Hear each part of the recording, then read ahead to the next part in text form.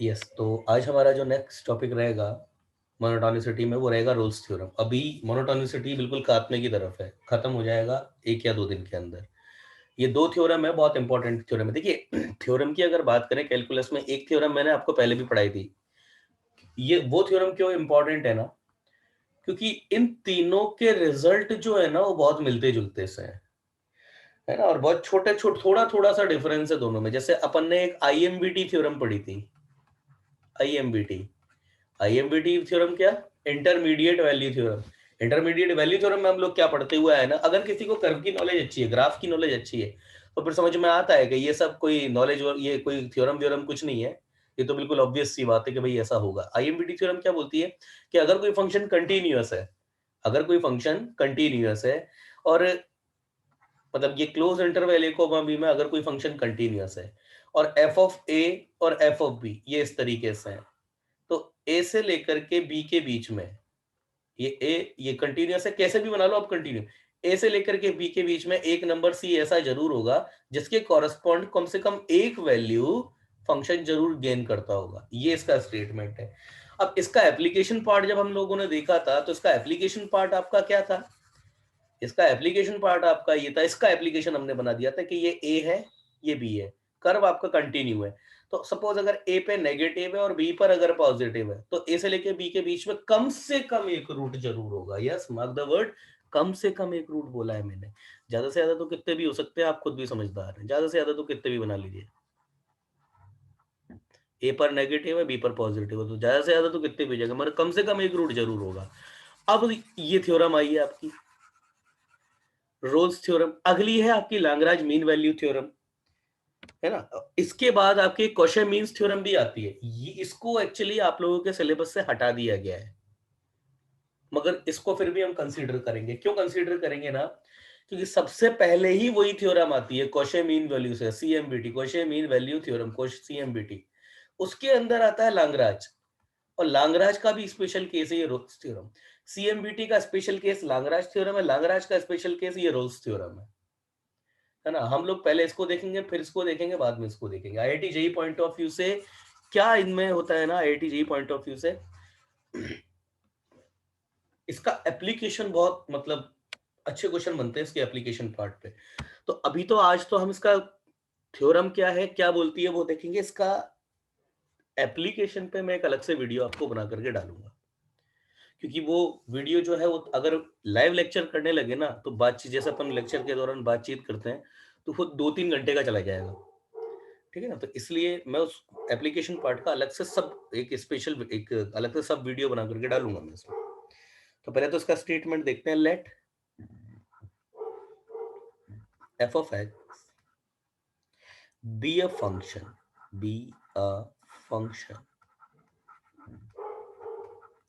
Of x, of x subject to follow, subject to the following condition. मतलब ये 3 condition को function जो है वो फॉलो करता है। पहली कंडीशन क्या है? पहली कंडीशन है F X should B continuous in closed interval. ध्यान दीजिएगा, क्लोज्ड इंटरवल। मैंने इसको जानबूझ के स्पेलिंग में भी लिखा है और इधर सिंबॉलिकली भी, A comma B, close interval A comma B में कंटिन्यूअस होना चाहिए, पहली कंडीशन ये। दूसरा, F X should be differentiable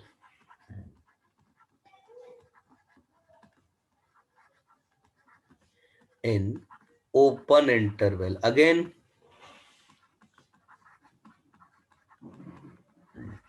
open interval A comma B. C, तीसरी condition, F of A should be F of B.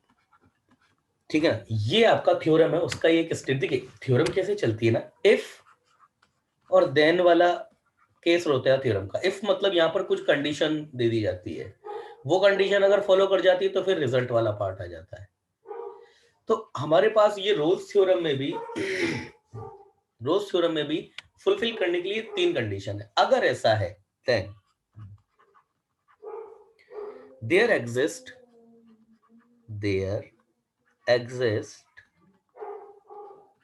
at least one point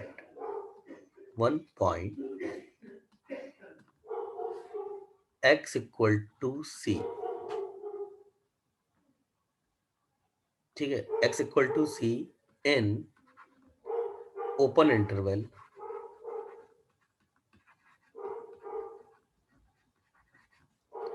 a comma b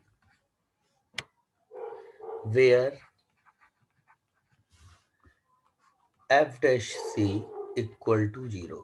ये है आपका कंप्लीट स्टेटमेंट। तो क्या क्या बोला, एक फंक्शन जो है आपका क्लोज इंटरवल में तो भाई कंटिन्यूस होना चाहिए, ये तीनों कंडीशन फॉलो होनी चाहिए। दूसरा फंक्शन आपका ओपन इंटरवल ए कोमा बी में आपका जो है वो डिफरेंशिएबल होना चाहिए, और f equal to f of b होना चाहिए। तो अगर ऐसा है तो आपके पास उसके बीच में एक पॉइंट ए और बी के बीच में कम से कम एक पॉइंट, कम से कम बोल रहा है वो एटलीस्ट, एक तो ये एटलीस्ट और दूसरा ये ओपन इंटरवल, यहां पर भी ध्यान देने वाली बात, कम से कम एक पॉइंट कहां पे, ए से लेके बी में ऐसा जरूर होगा जहां पर आपका डेरिवेटिव जो है वो 0 हो रहा होगा।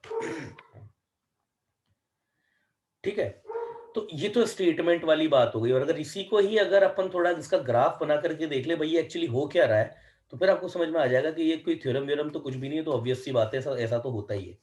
मगर फिर भी इसमें उलझाया कैसे जाता है बच्चे को, देखिए ये ए है ये बी है, पहले तो मैं इस कंडीशन को सेटिस्फाइड करता हुआ सा कोई ग्राफ बना रहा हूं। अच्छा भक्ति, भक्ति हाँ सर। एक बात मुझे बताओ, क्लोज इंटरवल ए कोमा बी में कंटिन्यूअस होने का मतलब एक्चुअली क्या होता है? जैसे ये ग्राफ ले लिया, ये सिंपल सा मैंने ग्राफ लिया है, ये यहाँ पे आपका एफ ऑफ ए है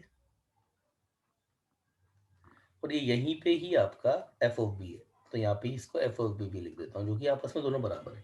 क्लोज इंटरवल में फंक्शन कंटिन्यूअस है, इसका मतलब क्या है? मतलब कैलकुलस के पॉइंट ऑफ व्यू से इसका मतलब क्या है? क्लोज इंटरवल में कंटिन्यूअस है,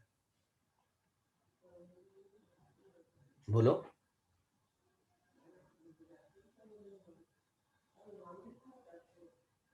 नहीं पता अरविंद? पता है तुमको, मगर वो तुम्हारा दिमाग नहीं जा रहा है वहां पर, पता तो है। यस अरविंद? हाँ सर वो क्लोज इंटरवल ए कोमा बी में कंटिन्यूअस होने का मतलब क्या है? सर वो मतलब वहां पर मतलब ये हो जाए, इसी तरीके से f of b equal to f of b minus हो जाए, सिंपल सी तो बात है भाई। मतलब हाँ ए सर पर जो वैल्यू है ए प्लस पे भी वही वैल्यू होनी चाहिए, बी पर जो वैल्यू है बी माइनस पर भी वही वैल्यू होनी चाहिए। ए माइनस से कुछ लेना देना नहीं है आपको, ए माइनस से कुछ लेना देना नहीं है, बी प्लस से कुछ लेना देना नहीं है। ये बात क्लोज इंटरवल में बात कर रहा है, ठीक है? क्योंकि मैं इसलिए बोल रहा हूं ना कि जो स्टेटमेंट जो क्वेश्चन आए हैं ना प्रीवियस ईयर में इसको लेकर के, वो घुमाने वाले क्वेश्चन आए। तो देखो यहाँ पे ये क्या बोल रहा है, ये सारी कंडीशन मैंने फुलफिल करा दी यहाँ पे कि ए पर आपका जो वैल्यू है बी पर भी वही वैल्यू है। अब इसकी बात करें, क्या ये function X A equal to A और एक्स इक्वल टू बी के बीच में कंटिन्यूअस है? तो यस कंटिन्यूअस है। ए पर जो वैल्यू है ए प्लस पर भी अप्रोचिंग वैल्यू वही होनी चाहिए, बी पर जो वैल्यू है बी प्लस पे भी, बी माइनस पे सॉरी, बी माइनस पे भी अप्रोचिंग वैल्यू वही होना चाहिए। तो अगर फंक्शन आपका घूम करके तो आना पड़ेगा इसको, तो कम से कम एक ये आपका पीक पॉइंट जरूर लेके आएगा, ये एक सी जरूर होगा यहाँ पे, ये सी, ये है आपका जहां पर आपका जो है f dash c equal to 0 होने का मतलब क्या है कि एक्स इक्वल टू सी पर खींची गई टेंजेंट का जो स्लोप है वो 0 हो जाए, यही तो मतलब है। और ये यहाँ पे यही हो रहा है ना? इसी ये उसने एटलीस्ट जो बात बोली है ना कि एटलीस्ट 1 पॉइंट होना चाहिए, कि एटलीस्ट 1। अब इतना भी आप समझ गए होंगे कि बेटा एटलीस्ट 1 का मतलब क्या है। एटलीस्ट का मतलब जैसे ये देखो, ये ए है, अभी है, ये ऐसे, ये ऐसे, और ये फिर ऐसे आ जाए, तो देखिए यहीं पे ही अब कितने पॉइंट हो गए। ये भी एक है, ये C1 हो गया, ये आपका दूसरा C2 हो गया, और ये आपका C3 हो गया। जहां पर खींची गई टेंजेंट का स्लोप यहाँ पे भी 0 है, यहाँ पर भी 0, और यहाँ पर भी 0 है। समझ में आया? समझ में आई बात? अरविंद, बात क्लियर हुई कुछ? हाँ सर। है ना? तो अभी यहां से देख करके एक बात तो समझ में आ गई कि ये थ्योरम व्योरम कुछ भी नहीं है, बिल्कुल ऑब्वियस सी बात है, ऐसा तो होगा ही सही, है ना? अब बात करते हैं कि अगर ये कंडीशन आपकी तीनों में से एक भी कंडीशन फेल हो जाए, तब क्या ये f dash c equal to 0 वाली बात जो है वो होगी क्या? क्या ये स्टेटमेंट फिर भी वैलिड होगा क्या? क्योंकि अगर ये थ्योरम है, तो क्या थ्योरम, ये जो तीन जो स्टेटमेंट है, ये बिल्कुल परफेक्ट स्टेटमेंट है क्या? कि ये f dash c equal to 0 होने के लिए इन तीनों का कंप्लीट होना जरूरी है क्या? ऐसा जरूरी है क्या? तो देख लेते हैं भाई। ये देखिए, ये x इक्वल टू ए हो गया, ये x इक्वल टू बी हो गया, ये यहां पर ये, और ये यहां पर ये हो गया, है ना? इक्वल है वैल्यू। अब देखो, ये ऐसा, ये ऐसा, ये y equal to f of x है ना? अब देखिए, ये है आपका एफ ऑफ ए, और यहीं पे यही है आपका एफ ऑफ बी। तो भक्ति, ओ भक्ति, हाँ सर। क्या यहाँ पर f of a equal to f of b है क्या? क्या ये थर्ड कंडीशन फॉलो हो गई है क्या? बोलिए। हाँ। चलिए, क्या फंक्शन आपका ओपन इंटरवल, ओपन ध्यान दीजिएगा, ओपन इंटरवल ए कॉमा बी में डिफरेंशिएबल है क्या? ओपन इंटरवल ए कॉमा बी में क्या फंक्शन आपका डिफरेंशिएबल है क्या? ओपन इंटरवल में, हाँ भाई, ये तो बहुत अच्छा क्वेश्चन है आपका। क्या फंक्शन ओपन इंटरवल में डिफरेंशिएबल है क्या आपका?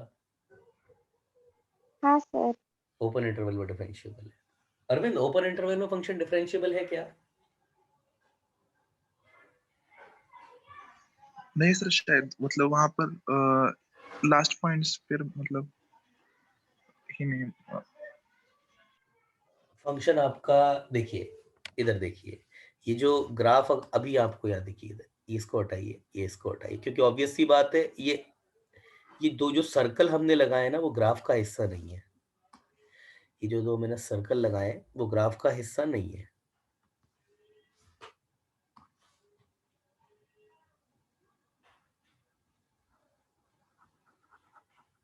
ठीक है ना? आपका जो ग्राफ का हिस्सा है, वो केवल ये पॉइंट है, यहाँ तक, ये यहाँ से ये वैल्यू लेना स्टार्ट हुआ, यहाँ से। ये तो हम इसलिए होलो लगा देते हैं ताकि दिख जाए कि ये वैल्यू मिसिंग है और ये नीचे अवेलेबल है। तो अब ए देखिए, मैंने आपको एक बात बताई है कि कभी भी फंक्शन जो होता है अपने टर्मिनल पॉइंट पर, कभी भी आपका फंक्शन जो है वो डिफरेंशिएबल नहीं हो सकता। टर्मिनल पॉइंट पे कभी डिफरेंशिएबल नहीं हो सकता आपका। अगर आपका कोई फंक्शन है x इक्वल टू ए से ही स्टार्ट हो रहा है, ग्राफ उसका ये यहां से ही स्टार्ट हो रहा है, ये ए से, तो यहाँ पे आपका फंक्शन कभी भी जो है वो डिफरेंशिएबल नहीं होगा, क्योंकि यहाँ पर तो आपकी चाहे जितनी टेंजेंट आ जाएंगी, स्लोप जो है वो डिफाइंड नहीं है आपके जो है वो इनिशियल पॉइंट पे। तो यहाँ पर आपका कब फंक्शन जो है वो डिफरेंशिएबल नहीं होता। अब x इक्वल टू ए, ये तो आपका अलग से पॉइंट पड़ा, यहाँ तो नहीं है। a प्लस की अगर बात करें, ये a है और ये a प्लस की बात करें, तो यहाँ पर a के बाद, यहाँ पर इसका देखिए टर्मिनल पॉइंट अगर इसका देखें, तो ये पहला टर्मिनल पॉइंट ये a प्लस के बाद आपका जो फंक्शन है बिल्कुल a पर डिफरेंशिएबल नहीं है। क्यों? क्योंकि यहाँ पर a के बाद से फंक्शन आपका स्टार्ट हो रहा है ना? तो ये फंक्शन जो है आपका a के बाद से स्टार्ट हो रहा है। अब इसका टर्मिनल पॉइंट कौन सा होगा? ए तो नहीं है, ए क्या, ए प्लस इसका जो है टर्मिनल पॉइंट है। और ए प्लस के बाद, अब देखिए यहाँ पे कि ए प्लस के कितने बाद, भाई ए प्लस ए का जो जस्ट अगला पॉइंट होगा वही इसका टर्मिनल पॉइंट है, और उसके बाद फिर ये फंक्शन आपका कंटिन्यूस हो जाएगा। तो उसके बाद से ये फंक्शन पे आपका जो है ये टर्मिनल पॉइंट वाला जो लॉजिक है ना, वो खत्म हो जाएगा उसके बाद से। तो यहां पर ए ये आपका आ रहा है होलो, तो ए पर ये फंक्शन आपका जो है, देखिए इसका जो टर्मिनल पॉइंट है ना, मेरी बात ध्यान से समझना क्या क्या बोल रहा हूं मैं। ए पर यहां होलो ले लिए, यहां पर आ गया क्लोज, और ए के बाद ये यहां से इसका जो टर्मिनल आएगा ना इस फंक्शन का, इसका जो इस केस में इसका जो टर्मिनल है वो ए ही है। इधर अगर देखें इसका इसका जो फाइनल टर्मिनल है वो बी ही है, मगर ए के बाद फिर ये फंक्शन कंटिन्यूअस होना स्टार्ट हो गया है, इधर भी बी के बाद ये फंक्शन कंटिन्यूअस होना स्टार्ट हो गया है। तो ए प्लस पे और बी माइनस पे यस ये फंक्शन आपका डिफरेंशिएबल होगा। सिंपल सा लॉजिक है। टर्मिनल पॉइंट पे आपका फंक्शन जो है वो कंटिन्यूअस नहीं होता है। और ये y equal to f of x, y equal to f of x जो है ना आपका, वो केवल ये वाला ग्राफ नहीं है, इस ग्राफ का टुकड़ा ये नीचे वाले पॉइंट भी है। तो इसके टर्मिनल पॉइंट ये नीचे है, उसके बाद से फिर ये हर जगह फंक्शन आपका कंटिन्यूअस है और डिफरेंशिएबल भी है। मगर फंक्शन आपका ए पर कंटिन्यूअस नहीं है, और ए से लेकर ओपन इंटरवल बी पर भी कंटिन्यूअस नहीं है। तो क्लोज इंटरवल ए बी पे ये फंक्शन पहले तो आपका कंटिन्यूअस नहीं है, मगर हाँ f of a equal to f of b तो है। तो यहां पर अगर देखा जाए तो ये कंडीशन भी फॉलो कर रही है, डिफरेंशिएबल वाली कंडीशन भी फॉलो कर रही है, मगर ये कंडीशन फॉलो नहीं कर रही है।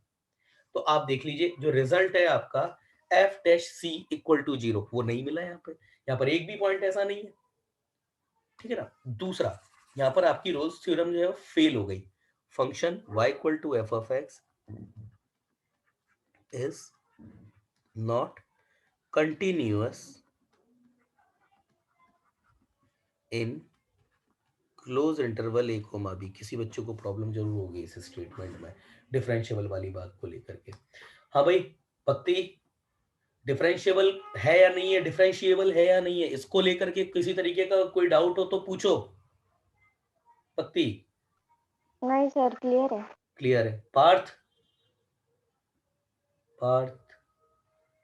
डिफरेंशिएबल वाली बात को लेकर के अगर कोई समस्या है तो पूछिए। उदय कोई समस्या?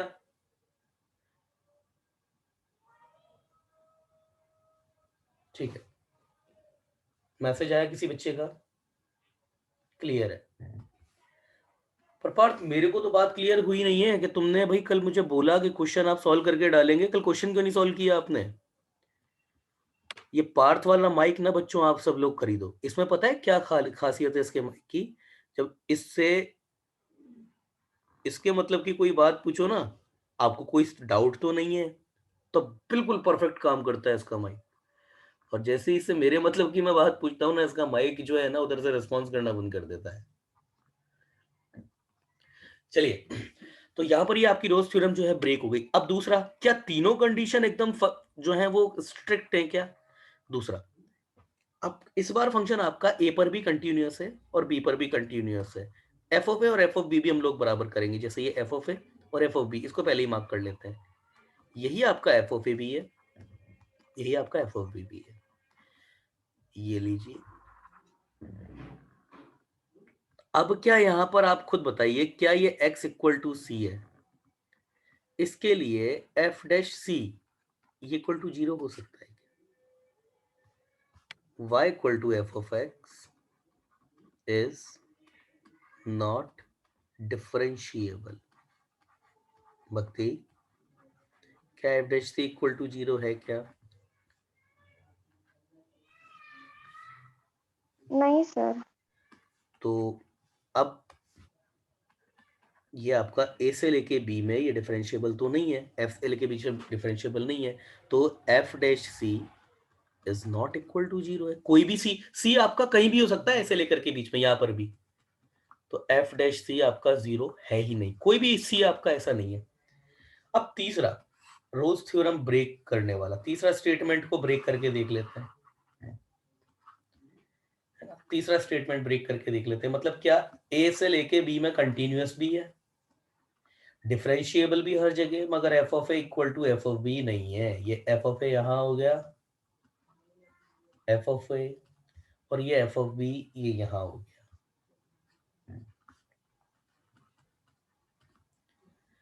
ठीक है, एफ ऑफ ए और एफ ऑफ बी नहीं है, तो यहां पर भी f of a is not equal to f of b, ये थर्ड पॉइंट यहाँ पे फॉलो नहीं कर रहा है। तो आपके पास यहाँ पर भी एक भी पॉइंट ऐसा नहीं है जहां पर एफ डैश से इक्वल टू 0 हो जाए। यहां तक देख लीजिए। मतलब अब इसका मतलब है कि इस बात को लेकर के कॉन्फिडेंट होना क्या एफ डैश सी मतलब कम से कम एक पॉइंट ऐसा जरूर होगा जहां पर खींची गई टेंजेंट का स्लोप जो है वो 0 हो रहा होगा। इस बात को लेकर के कॉन्फिडेंट होने के लिए तीनों कंडीशन का फुलफिल होना जरूरी है। अगर तीनों कंडीशन फुलफिल है तो फिर कोई भी समझदार आदमी ये बोल सकता है डंके की चोट पर कि यस कम से कम एक पॉइंट तो ऐसा जरूर होगा, है ना। ये तो बात हुई रोल्स थ्योरम के अकॉर्डिंग जाने की। अब मैं आपसे दूसरी बात पूछता हूं, देखिए 0, तो पहले चलिए आपसे बात करते हैं। ये है रोल्स थ्योरम का स्टेटमेंट। मतलब मैं अगर बात करूं तो यहां पर ये तीनों कंडीशन हो जाएगी तो ये रिजल्ट हो जाएगा। मैं बोलता हूं क्या इस रोल्स थ्योरम का इनवर्स जो है वो सच है क्या? जैसे अगर मैं बात करूं 1 के बाद 2 आता है तो इसका अपोजिट क्या हो जाएगा, इनवर्स क्या आ जाएगा? भाई 2 से पहले 1 आना चाहिए, तो यस ये तो सच है। 1 के बाद जस्ट 2 आता है तो 2 के बाद 1 आना चाहिए। हालांकि ये गलत है, 1 के बाद 2 जरूर आता है मगर 2 से पहले 1 नहीं आता है। 1 और 2 के बीच में इनफाइनाइट नंबर आ जाता है। मगर हाँ नेचुरल नंबर को लेकर के बात बोली जाए तो यस ये स्टेटमेंट सही है कि 1 के बाद 2 आता है और 2 से पहले 1 आ जाता है। ये बात सही है आपकी। तो आप लोग सोचिए और सोच करके मुझे बताइए क्या इस स्टेटमेंट का इनवर्स जो है वो भी सच है क्या? बताइए।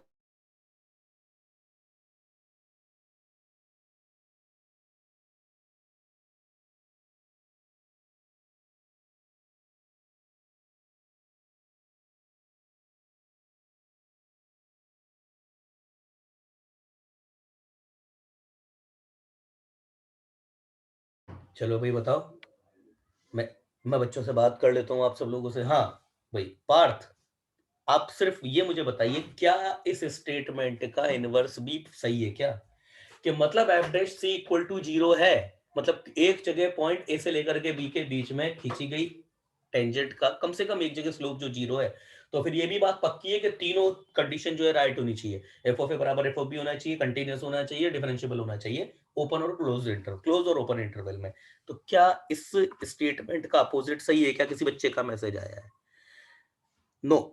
भाई पार्थ ने तो क्लियरली डिनाइन कर दिया कि नहीं सर इसका इनवर्स तो सही नहीं है। और एक ही बच्चे का आंसर आया है। हाँ भाई अरविंद, भक्ति भक्ति ओ हाँ भक्ति, सर। क्या इसका स्टेटमेंट का अपोजिट सही है क्या? नहीं। किसी बच्चे का मैसेज आया। अरविंद भी बोल रहे हैं नहीं, बिल्कुल सही बात है। सिंपल आईक्यू बेस्ड से भी देखें, आपको कर्वेटरी की नॉलेज ठीक ठाक है, बिल्कुल सही बात है। इसका स्टेटमेंट का अपोजिट बिल्कुल सही नहीं है। ये ए हो गया, ये आपका बी हो गया, या यहाँ पर इसको लो और यहाँ पर ये बी आपका क्लोज कर दो। यहाँ से आपका फंक्शन जो इधर स्टार्ट हो रहा है ये लीजिए और ये आके ये हो जाए।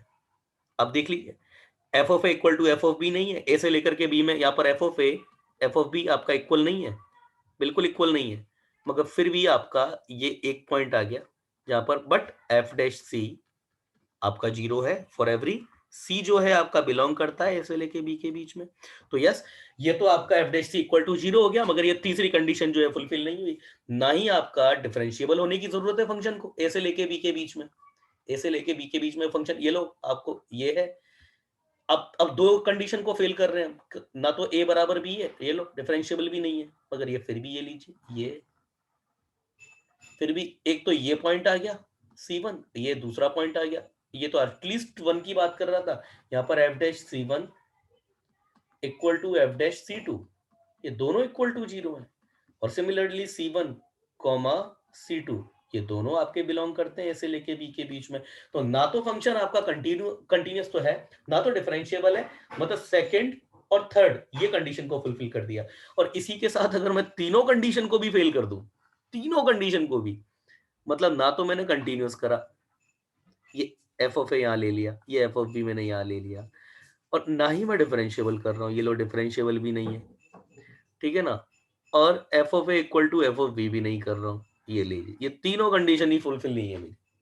और भी कर देता हूँ यहाँ पे बीच में भी, इसको जो है वो बीच से भी हटा देता हूँ उसको, मतलब बीच में भी एक जगह इसको डिसकंटिन्यूअस कर देता है। मतलब तीनों रूल्स की कायदे से धज्जियां उड़ाते हैं, मतलब ये वाली बात है। ये लो यहाँ पर भी होलो आ गया ये, मगर फिर भी आपका आ गया ये C1 है, ये आपका ए है पॉइंट, ये C1 ये आपका ए है, और ये जहाँ पे क्लोज हो रहा है ये आपका बी है। ये यहाँ होलो लेने का क्या मतलब है?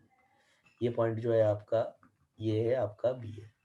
है ना। तो यहाँ पर ना तो एफ ऑफ ए आपका एफ ऑफ बी है, ये भी कंडीशन थर्ड भी फुलफिल नहीं है, और f of x is not differentiable, differentiable भी नहीं है, डिफरेंशिएबल है ना, belongs to a comma b, इसके बीच में डिफरेंशिएबल भी नहीं है। F of x is not continuous, continuous भी नहीं है, continuous in close interval A comma b, मगर फिर भी f dash c one equal to 0 है फॉर एवरी C1 आपका कहाँ बिलोंग करता है, ए से लेके बी के बीच में बिलोंग करता है। ठीक है, तो ये तो हो गई बात आपकी समझने वाली। तो सर फिर अब इस स्टेटमेंट का रूल क्या है कि जब सर तीनों कंडीशन का आपके रिजल्ट से कोई लेना देना ही नहीं है, मतलब तीनों कंडीशन फॉलो हो या ना हो, एफ डैश सी तो फिर भी 0 आ रहा है, तो फिर इस स्टेटमेंट, इस थ्योरम को बनाने का ही फिर लॉजिक क्या है। अब मेरी बात ध्यान से समझना, इसका लॉजिक ये है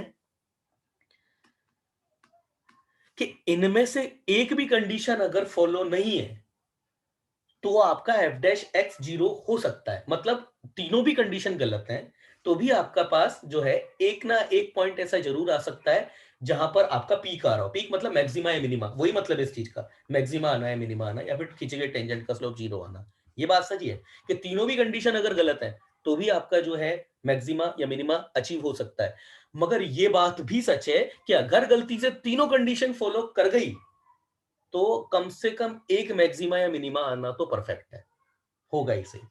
तो इस पॉइंट ऑफ व्यू से हम लोग इसको देख करके चलेंगे। अब मेरे हिसाब से समझ में आ रहा होगा इस रूल की, इस थ्योरम की इंपॉर्टेंस क्या है, कि अगर ये तीनों कंडीशन एक साथ अगर आप फॉलो करके ग्राफ बना रहे हो तो आपको कम से कम एक पॉइंट तो सी ऐसा देना ही पड़ेगा जहां पर आपकी टेंजेंट का स्लोप 0 होगा, वो आपको देना ही पड़ेगा। तो ये है इस रूल थ्योरम का स्टेटमेंट का असली मतलब, कि तीनों स्टेटमेंट गलत हैं तो भी आपके पास में रिजल्ट आ सकता है, एक भी गलत है तो भी स्टेटमेंट आ सकता है, मगर अगर तीनों सही है तो रिजल्ट आपका आना ही पड़ेगा। ठीक है ना। कुल मिलाकर के पूरी जो बात है वो कर्वेट्री के ऊपर है, कि अगर आपका कर्वेट्री जितनी स्ट्रांग है, अगर कर्वेट्री आपकी स्ट्रांग है तो इस स्टेटमेंट को या इस रूल को, इस थ्योरम को समझने में कोई समस्या नहीं है फिर। ठीक है ना। तो मैं नोट डाल के लिख देता हूं। ठीक है, इनवर्स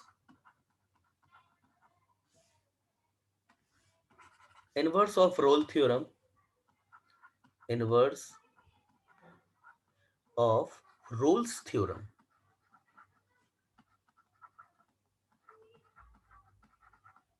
is not right, सही नहीं है। ठीक है, अगला है ना, मतलब अगर एफ डैश इनवर्स ऑफ, वही मतलब कि अगर f dash c equal to 0 है तो आपका function continuous open interval close interval में होगा, ओपन इंटरवल में आपका डिफरेंशिएबल होगा, और f of equal to f of b होना चाहिए। ये बात जो है वो परफेक्ट नहीं है। ठीक है, दूसरा जो नोट डाल के हम बात कर रहे हैं, इसी स्टेटमेंट को अगर हम लोग देखें, इफ एफ ऑफ एक्स, इसी नोट में ही है, ये नोट में ही है, ये पहला नोट है, ये दूसरा नोट है। भाई ध्यान देना, अच्छे क्वेश्चन यहीं से ही बनते हैं, इसी लाइन से। If F x is continuous, मतलब, या फिर इसको सीधे लिख देता हूं, if F x, if Rolle's theorem is applicable on F x, if Rolle's theorem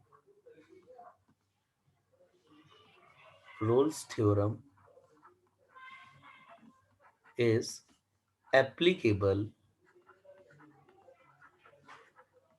to y equal to f of x in closed interval a comma b, ध्यान देने वाली बात, then there exists at least one root